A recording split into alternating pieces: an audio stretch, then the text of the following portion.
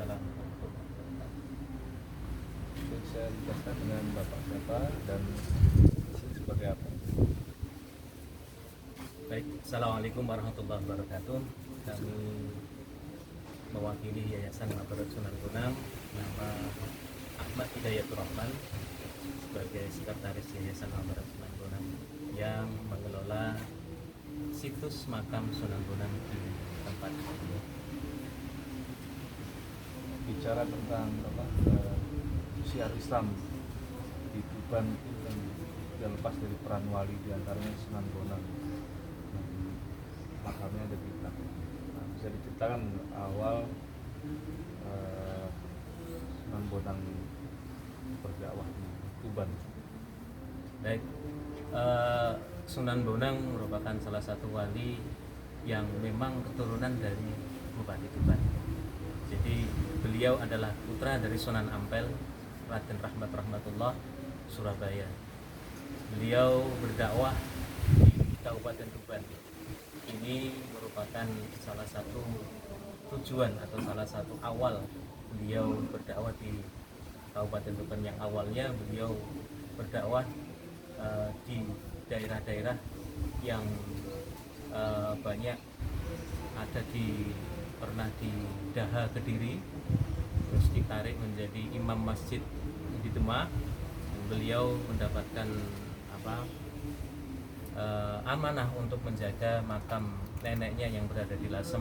Namun cakupan daripada dakwah beliau itu adalah di daerah Lasem, Tuban dan sekitarnya.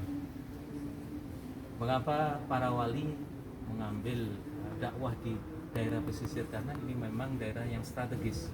Jadi para wali ditempatkan di daerah-daerah yang intinya adalah tempat berlabuhnya orang-orang pendatang pada waktu itu, yaitu di Surabaya, pelabuhan Surabaya itu Sunan Ampel, di Gresik ada Sunan Giri, pelabuhan Gresik, di pelabuhan Sedayu itu ada Sunan Derajat, dan di Tuban adalah pelabuhan Majapahit yang ada di Tuban ini. Jadi mereka berdakwah di sepanjang pesisir Pulau Jawa.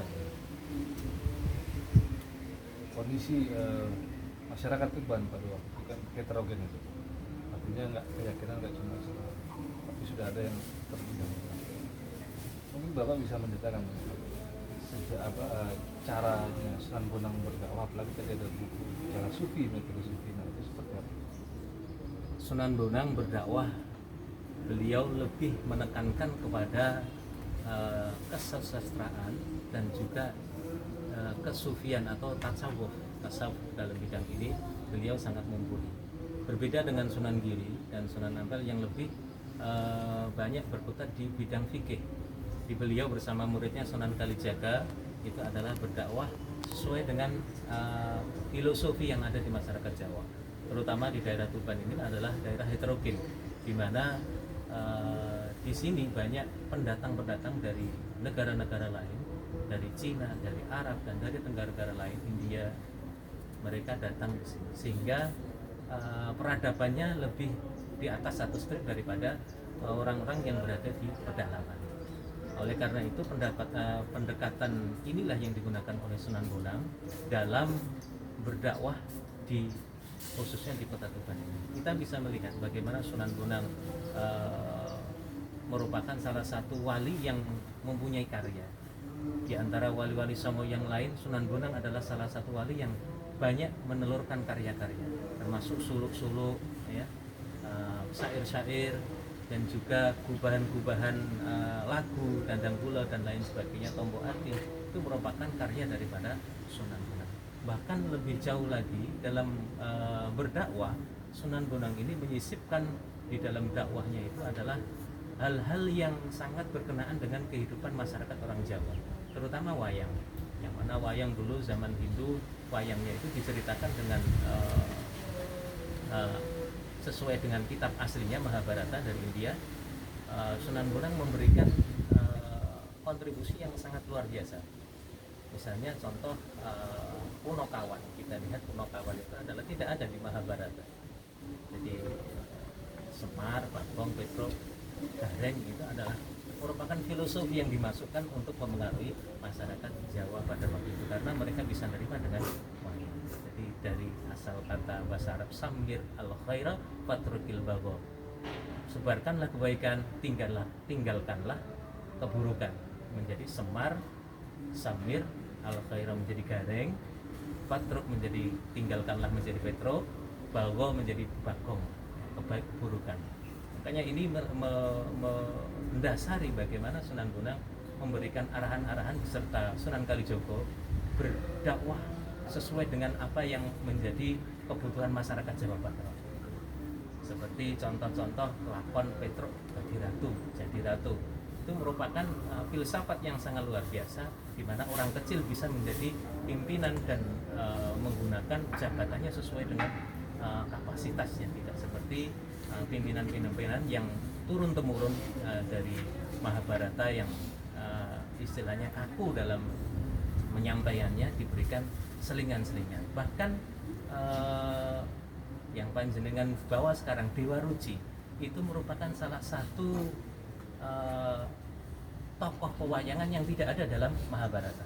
Itu adalah karangan Sunan Bonang dan Sunan Kalijogo pada waktu itu. Dan itu adalah peristiwa ketika Sunan Kalijogo mematuhi perintah gurunya untuk menunggui tongkat sampai beliau diangkat menjadi muridnya, dan beliau dari berandal jadi seorang wali. Itu adalah kepatuhan yang dimasukkan dalam pewayangan ketika Bimo atau Werkudara pada waktu itu disuruh oleh Pendeta Durno atau gurunya untuk pergi ke gunung untuk untuk mencari Tirta Purwita atau air kehidupan. Di sana bertemu dengan dua raksasa yang akhirnya raksasa itu kalah, Rukmaka dan Rukmatala.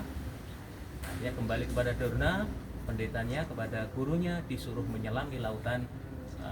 Akhirnya dibelit oleh naga, berhasil mengalahkan naga tersebut dan bertemulah dengan Dewa Ruci, yaitu representasi dari dirinya, yang pada waktu Dewa Ruci hanya sebesar genggaman tangannya Bima atau Werkudara itu.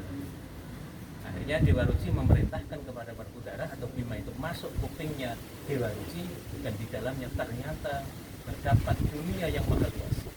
Disitulah Bima akhirnya tahu bahwasanya itu adalah air kehidupan yang air kehidupan yang murni atau yang dimaksud oleh Pendeta Durna itu. Inilah ya filosofi yang dimasukkan di dalam pewayangan ilmu tasawuf, yang intinya adalah man arafa ya'rifu nafsah.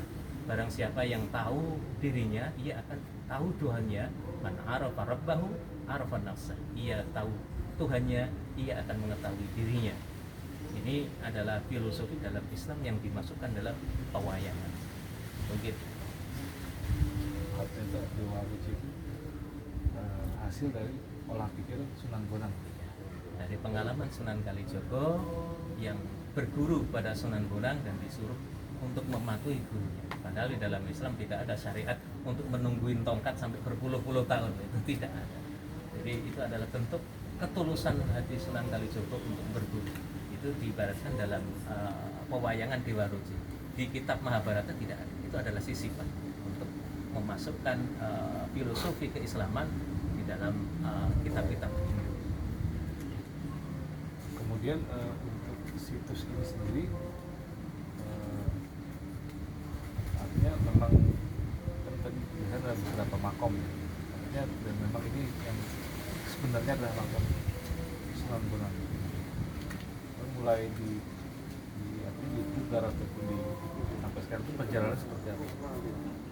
Mengenai makam Sunan Bonang itu juga terjadi propaganda. Ada yang mengatakan Sunan Bonang ada di Lasem, ada yang mengatakan di Madura, ada yang mengatakan di Bawean, ada yang mengatakan di Tuban. Ini merupakan karomah luar biasa Sunan Bonang. Jadi dalam perjalanan Sunan Bonang itu kemuliaan atau kelebihan dari Allah yang diberikan Sunan Bonang itu luar biasa. Meskipun beliau sudah meninggal, para muridnya menginginkan untuk dibawa ke Madura, ya, dengan naik kapal. Ternyata di pantai utara kota Tuban, situ di pantai Kum, itu adalah pelabuhan di situ. Kapal berputar-putar. Setelah itu ada salah satu muridnya yang diberikan isyarah untuk dimakamkan di kota Tuban ini karena nenek-nenek beliau, kakek beliau, bupati-bupati Tuban dimakamkan di sini. Adapun mulai tahun 1500-an Sunan Bonang dimakamkan di Tuban, mulailah beberapa bupati yang ada di Tuban ini ingin disemayamkan di dekat Sunan Bonang yang merupakan saudara atau mungkin paklik atau salah satu dari keluarga. Dan dari Sunan Bonang ini, makam ini akhirnya banyak juga karena di sini adalah dikelilingi kampung Arab, jadi orang-orang Arab juga ingin dimakamkan di samping Sunan Bonang karena pada dasarnya Sunan Bonang adalah keturunan Arab dari Campa yang berasal dari Yaman dan dari Rasulullah. Jadi mereka merasa ini adalah satu golongan atau satu ras dengan orang Arab yang lain. Tapi Sunan Bonang tidak hanya berdakwah kepada orang Arab, tapi kepada seluruh masyarakat di kota Tuban. Kemudian untuk asimilasi atau akulturasi budaya, ya wali sepertinya ada yang dari Arab, tapi juga yang dari keturunan Tionghoa. Ya, untuk akulturasi budaya, perpaduan budaya antara para Sunan Bonang sangat menyelami sekali. Di kebudayaan Jawa beliau merupakan salah satu wali yang sangat ahli untuk bertoleransi dan juga menyelami bagaimana sejarah atau bagaimana kondisi masyarakat Jawa, termasuk alat musik. Kita lihat alat musik yang diciptakan oleh Sunan Bonang itu adalah gunang, atau kita ketahui itu adalah salah satu alat musik kayak dicampa, kempul, kempul namanya ya, dicampa karena salah satu beliau juga keturunan dari negeri Campa atau Cina. Beliau juga termasuk keturunan dari sana, sehingga sangat memahami sekali kultur budaya yang ada di Jawa ini. Tidak seperti pedagang-pedagang Arab yang mereka hanya berdagang, tidak mereka hanya menyebarkan Islam itu hanya dalam karena pertukaran perdagangan atau karena perkawinan saja. Sunan Bonang tidak, sangat menyelami sekali, termasuk gubahan-gubahan gending yang ada di Dandang Kulo dan lain sebagainya. Itu merupakan salah satu bentuk akulturasi budaya Sunan Bonang, bagaimana menerjemahkan Islam ini bisa diterima di tanah Jawa.